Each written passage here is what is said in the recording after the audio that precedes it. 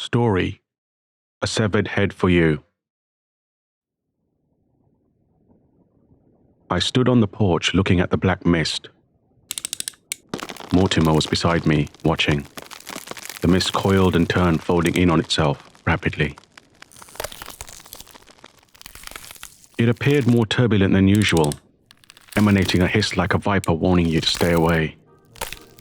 I smiled as I saw the tall figure dancing in the mist. Hiss, rip, coil. The sound grew as the mist curled, wrapping itself around him, striking his face, tearing, ripping at his eyes. But the figure just giggled. He laughed as he twisted rapidly, too fast for the eye to see, unfolding the mist like a discarded blanket. The attacks kept coming. The figure dodged, bobbed, and shimmied, avoiding them effortlessly. I could see him holding something in his left hand. The mist tried to yank it away, but the figure's vice-like grip was too strong. Only a few beings can walk in the black mist unperturbed, and Remus the vampire is one of them. He strode over to the house and stopped at the first step, left hand behind his back. Mortimer turned and went back inside. "Still holds a grudge, I see, huh?" Remus said. "Come in, old friend," I said. Remus gave a curt nod and took the steps in his work boots. He entered the lounge, still, left hand behind his back, in concealment. Mortimer stood up, silent, eyes on Remus. Remus exposed his left hand. It held a severed head of a woman, early 20s. Blood dripped on the floor. "Thought you might like to partake in Luciana before you unlock my door. Hope you've got some juicy bits of steak in there." He smiled, exposing his sharp dagger teeth, all of them. "There are a few," I said, gesturing to the armchair. Remus placed the head on the table beside his armchair. He slid out of his grey hoodie, exposing an old brown t-shirt, and placed it on the back of his chair. Adjusting his jeans, he sat down. In another place, he could have just been an ordinary mortal sat in an armchair. Only this being could slice your head clean off with one strike of his hand. He pushed strands of black hair out of his eyes. Their grey flecks peered back at me. Within a millisecond, he had the severed head in his mouth, sucking blood from the gaping neck.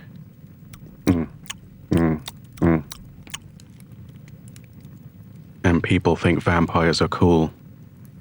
Vampires, in my experience, are not pretty androgynous beings that glow in sunlight. Rather, feral creatures that can seduce you with a touch of their saliva. The type a snake uses to lull their prey. They do not embrace you in a tight fold and bite your neck seductively. That's just movie stuff. This vampire will bite your neck clean, ripping it, devouring your blood until your head falls away from your body.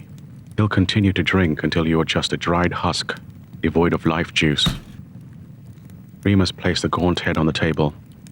"Hey, Mortimer, want a skull for a bone?" Mortimer growled. Mortimer kept his eyes closed. I looked at him. "Can we skip the chat? I'm still hungry, and it's only growing worse." I shook my head. "We have an accord, Remus. We must stick to it." "Oh, very well, gatekeeper. Suppose you want to know where I picked up this young thing." "I found her in Bergamo, Italy.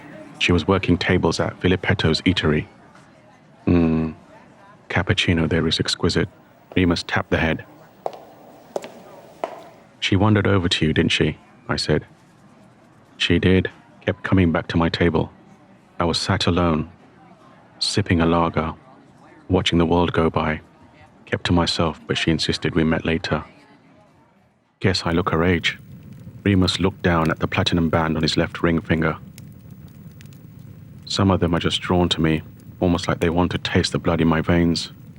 I blame the writers who fall in love with their own creations. They make us a romantic love to strive for." "Utter bullshit," Remus said. "Not so, Remus. They were drawn to you long before that. I recall a Norwegian princess smitten with you. That was how many hundreds of years ago?" Remus smiled. "That's the trouble with you, gatekeeper. You have a sharp memory." Remus clenched his teeth. "I left Filippetto's after Luciana had made me promise that I would return at closing. I had to leave. My fingers kept wanting to reach for her neck. Teeth protruded. I walked. Walk off the impulse, as I like to say. I kept going. Not fast, mind you. That just ignites the thirst. This was casual. Taking the view. Listening to the heartbeats of everyone that passes me. Remus inhaled. He looked at the fire. Mortimer's eyes were on him. I can hear them now. I kept walking along the cobbled streets. Guillermo has always been very homely. He smiled, more predator than mortal now. I went back to Filippetto's after it closed. Luciana was there, white blouse, dark skirt and boots. Her hair was tied back. Remus looked at the head on the table. Not like the mess now. I could sense a tinge of regret.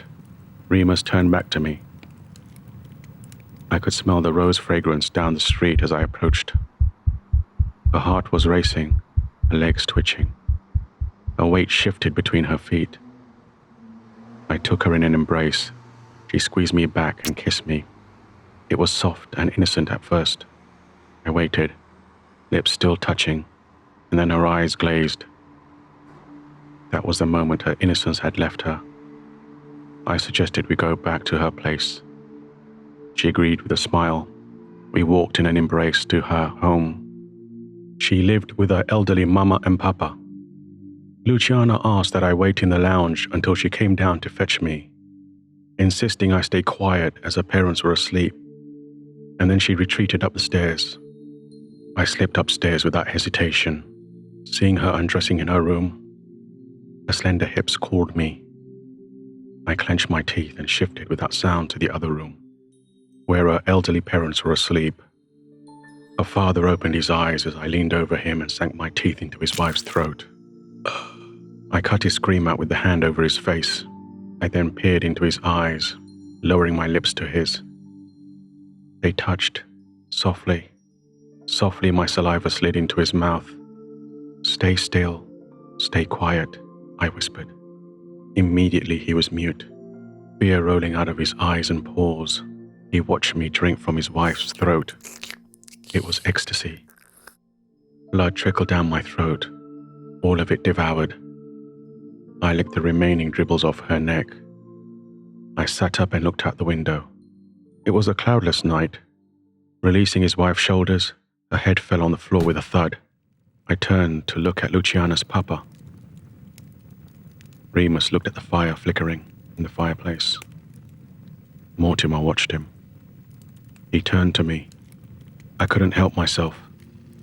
I slipped out the room and returned with Luciana. She was naked.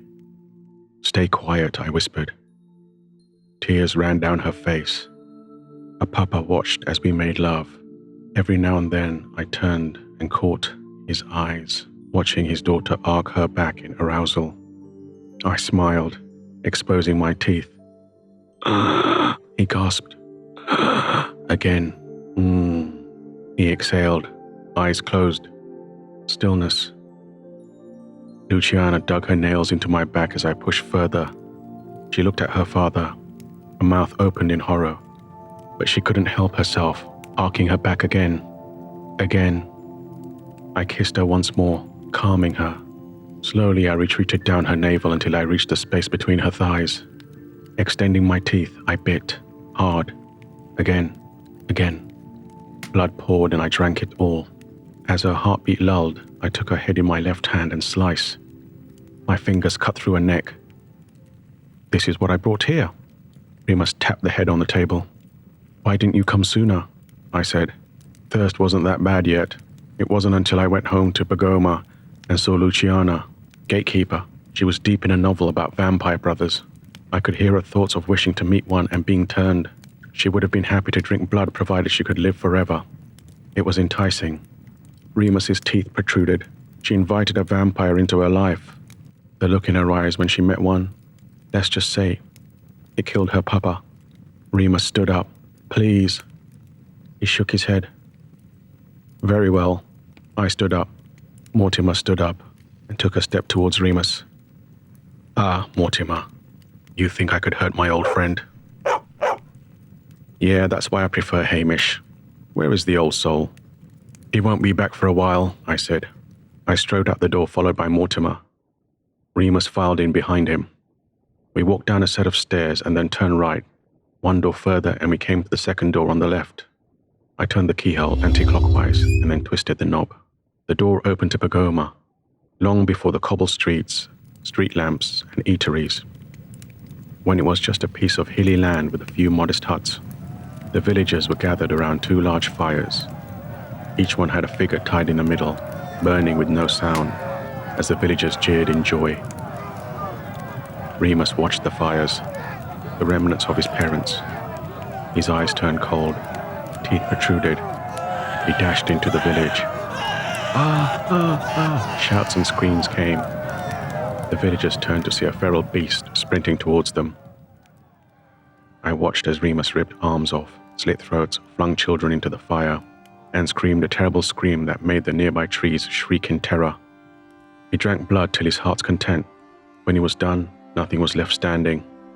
The feral beast stood and walked towards me, morphing back into its mortal-looking frame.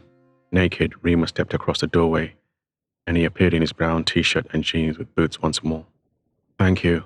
I needed that. Gatekeeper, until my next urge rises.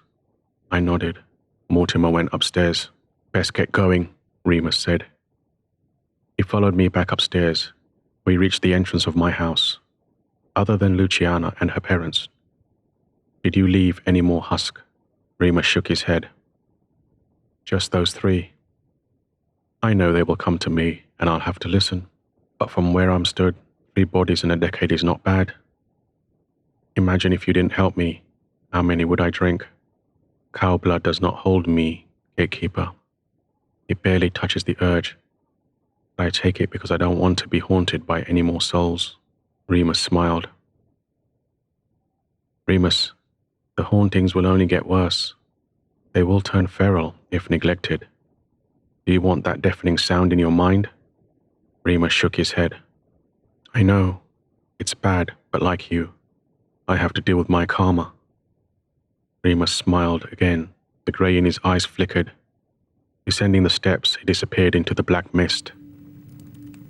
I asked Remus once, why did he not turn another, make a companion to share a life with?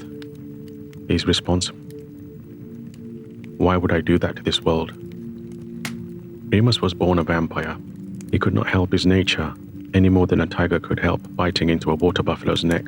You might be thinking, why do I let him live as he murdered innocents? He does, but that does not go without comment.